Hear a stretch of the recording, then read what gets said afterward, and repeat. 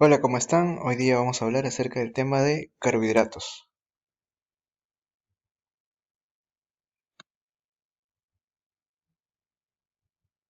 El objetivo de la presente sesión es reconocer los principales alimentos fuentes de carbohidratos y explicar la importancia de mantener un adecuado consumo de estos alimentos.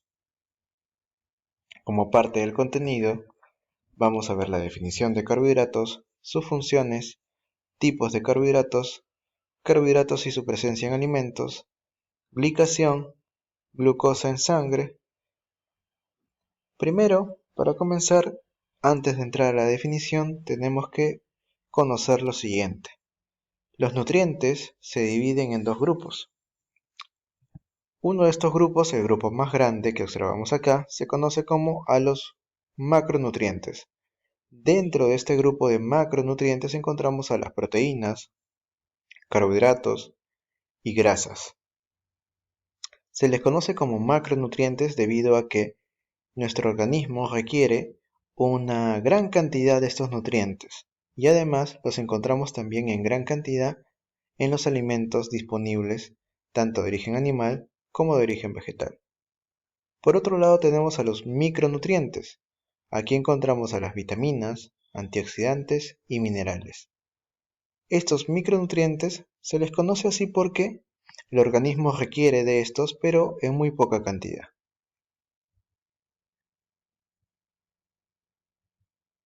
Primero vamos a conocer qué cosa vienen a ser los carbohidratos. Los carbohidratos, o glúcidos como también se les llama, pertenecen a los macronutrientes y estos, según recomendación de la OMS, deben aportar de un 50 a un 55% de los requerimientos energéticos totales, ya que los carbohidratos presentan una principal función, la cual es brindar energía.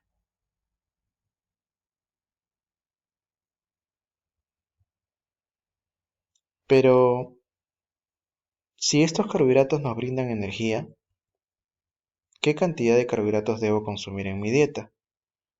Es una de las grandes preguntas que nos hacemos y es donde mucho nos equivocamos. La mayoría de las personas solemos consumir más carbohidratos de los que necesitamos y con ello comenzamos a aumentar nuestro peso, a aumentar las reservas energéticas, es decir, aumentar el tejido corporal, sufrir de sobrepeso, obesidad, aumenta la prevalencia de enfermedades metabólicas como la diabetes y también la presencia de algunas otras alteraciones. Se sabe que los carbohidratos son el principal nutriente que consume una persona. Por lo general, el hombre consume significativamente más carbohidratos que otros nutrientes, de 200 a 400 gramos cada día. Estos carbohidratos no se quedan físicamente en su cuerpo, sino que se gastan en energía para metabolismo basal o su actividad física. Sin embargo, si la cantidad de carbohidratos excede a los requerimientos que necesita la persona, se puede acumular formando tejido adiposo. Para ello es muy importante tener en cuenta este cuadro que tenemos a continuación. Los macronutrientes que, como hemos dicho, son carbohidratos, grasas y proteínas, cada uno de ellos brinda una cierta cantidad de kilocalorías por gramo. En el caso de los carbohidratos, estos brindan 4 kilocalorías por gramo. En el caso de las proteínas, el aporte calórico es el mismo. Sin embargo, en el caso de las grasas, cada gramo de grasa aporta 9 kilocalorías.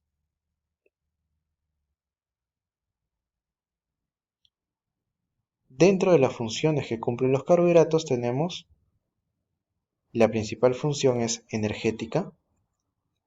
Tenemos que también cumple una función plástica, es decir, que forma parte de los tejidos del organismo. Como observamos en la imagen, vamos a encontrar compuestos moleculares como glicoproteínas o glucoproteínas que justamente están formados por carbohidratos. Y también cumple el papel de fibra. Hay parte de los carbohidratos presentes en los alimentos, sobre todo los de origen vegetal, que se les conoce como fibra.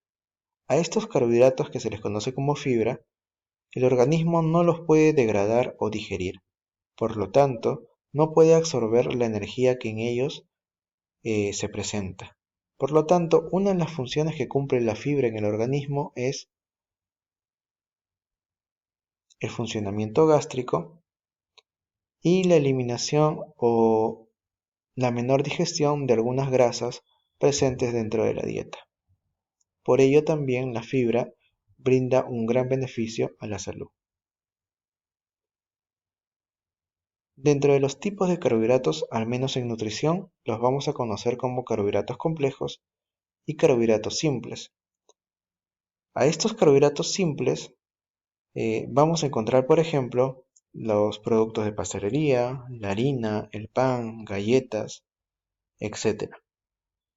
Se les conoce como carbohidratos simples ya que al momento de ingresar al organismo, el proceso de digestión y absorción de las calorías y la conversión en glucosa de estos componentes es muy rápida. Por ello, la disposición de energía de estos alimentos va a ser con una disposición muy rápida y la conversión en glucosa también. Por ello es importante que estos carbohidratos simples se consuman con cierta moderación. Sin embargo, en el caso de los carbohidratos complejos, esta velocidad de absorción es un poco más lenta y progresiva durante el tiempo, haciendo que los niveles de glucosa se mantengan, digamos, dentro de parámetros normales. Por ello, darle una mayor cantidad de carbohidratos simples a una persona con sobrepeso, obesidad o una enfermedad metabólica como la diabetes podría causar un mayor daño al organismo.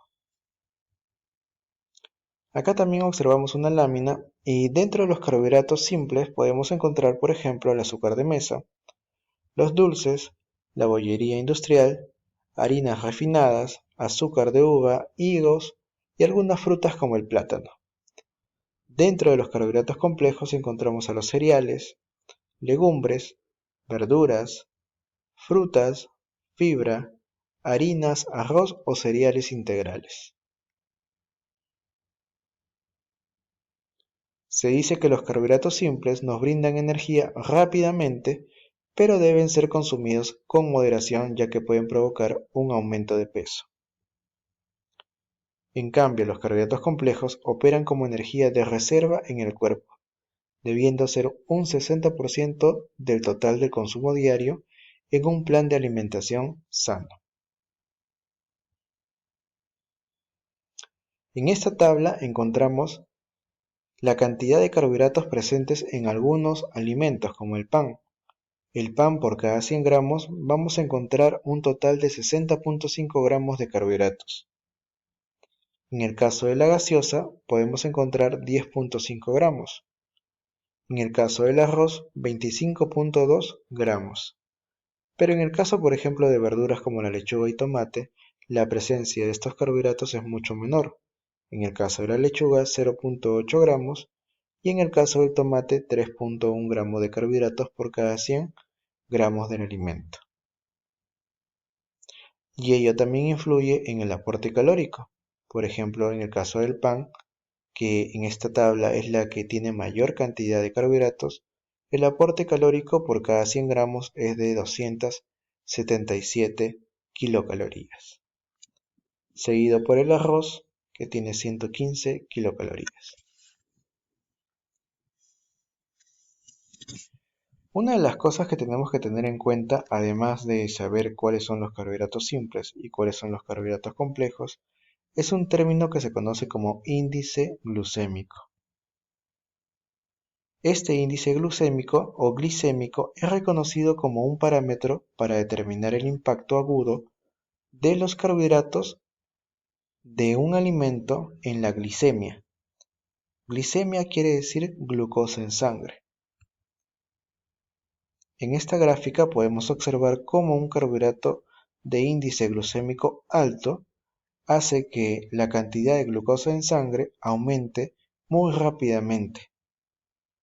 Por ello vamos a observar esta gráfica de color rojo. Sin embargo, si tenemos un alimento con un índice glucémico bajo, el efecto de la glucosa en sangre va a ser mucho menor y va a ser más prolongado en el tiempo. Con ello podemos asegurar un mejor aporte de energía al organismo y así también se reduce la necesidad de consumir más alimentos o aquello que a veces se conoce como ansiedad.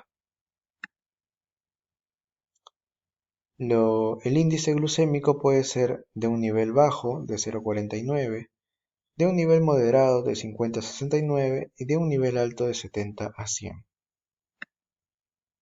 En este gráfico podemos observar justamente algunos alimentos de acuerdo a su índice glucémico.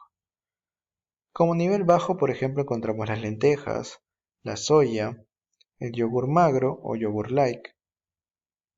Dentro de un índice glucémico moderado encontramos las pastas, arroz y algunas frutas y verduras. Alimentos con un índice glucémico alto encontramos, por ejemplo, el arroz blanco normal, los cornflakes o cereales, las papas, la patata, el camote, la sandía, plátano, chocolate y el maíz.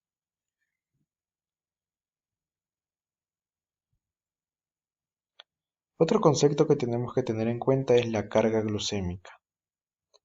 Esta se calcula multiplicando la cantidad de carbohidratos disponibles de una porción de alimento por su índice glucémico dividido por 100,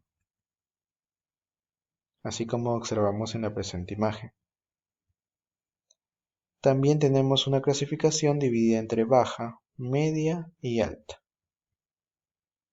En este cuadro podemos observar algunos alimentos de acuerdo a su carga glucémica. Por ejemplo, el maíz en lata, la bebida isotónica, los macarrones, el pan de hamburguesa o el arroz blanco cocido tienen una carga glucémica alta. En el caso de la miel, las papas, la pizza o el helado, puede tener una carga glucémica media. En el caso de la leche, lentejas, melón, barras de cereal o manzana, puede tener una carga glucémica baja. Entonces, ¿cuáles serían los efectos y o consecuencias en la piel debido a un aumento en el consumo de carbohidratos simples con un alto índice glucémico y una alta carga glucémica?